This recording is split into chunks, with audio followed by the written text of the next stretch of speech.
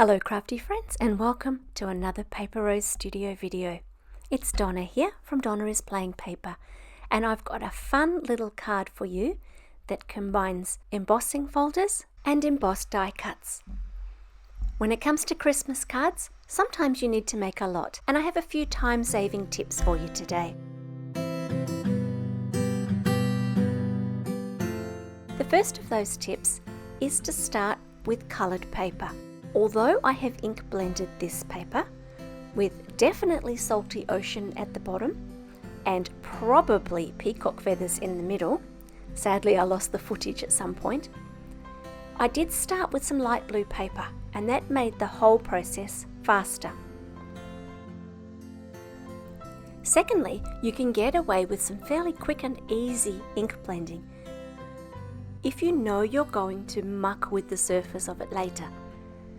I'm going to do 3 different things to this panel.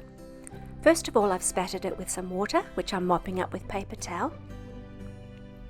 Then, when that's dry, I'm going to use an embossing folder to add some texture.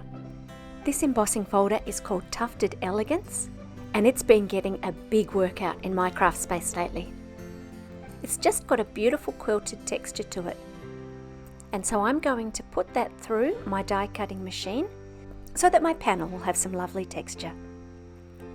Next, as well as those water spatters, which lighten the ink, I'm going to add some white spatters as well. I'm mixing some white gouache with water until it's kind of splatterable. It's always important to use the correct technical term. And just spattering it all over the background. I'm making sure that I cover any spaces where I wasn't happy with my blending, so that it's all hidden.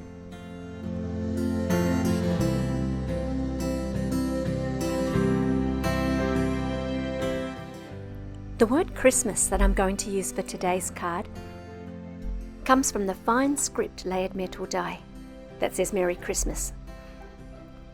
These are available in lots of different words, and I'm just going to use the word Christmas today, not the word merry, and also not the outline that comes with the stamp. I've cut this 3 times from white cardstock, and I'm going to layer those up.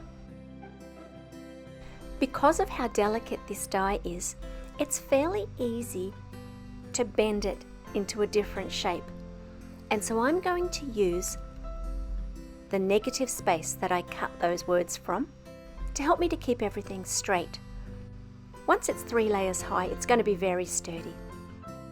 I'm just using the tiniest dots of glue for this process, but you could cut it out with some double-sided tape on the back and peel back the tape. I'm not very good at lining up long sentiments all at once, so if you are going to do that, see if you can find a double-sided tape that's initially removable, unless you have a much steadier hand than I do. If you're using the wet glue, you have a little bit of wiggle time. And so what I'm going to do is grab that word out, check that I'm happy with the lineup of all of the different letters right from the start to the end, and then pop it back into the outline so that it can dry nice and flat. And then I'll repeat the process with the 3rd Christmas. If you want, you can add a sparkly paper or a different coloured paper to this top layer. Another way to save time is to use pre-coloured images. I'm using these Jolly Holidays embossed die cuts. I hope that my camera is catching all that beautiful glossy embossing in the light.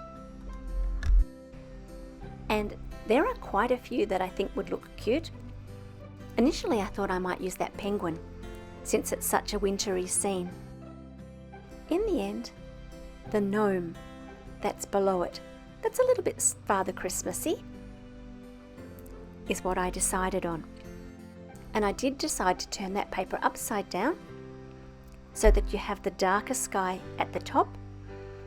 I liked the overall look, but also the word Christmas stood out better against the darker background.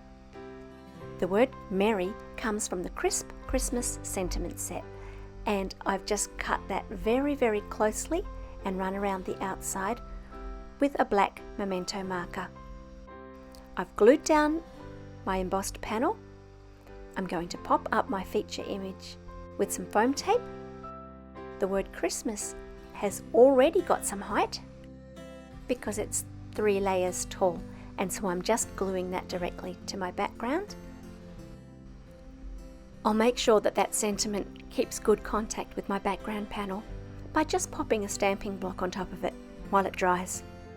Finally, I'll stick that word merry down. I've used a little bit of foam tape for that. And then add a couple of pearly gems. These are about 1 million years old and from my stash, and I've used one of them to make the dot on my eye. I hope that you've enjoyed this card and that it gives you some ideas, not just for Christmas cards, but for other simple cards that you can put together if you're in a hurry. I'm going to leave you with these pictures of the card. Feel free to like and subscribe, and I'll be back soon with another card. Bye for now.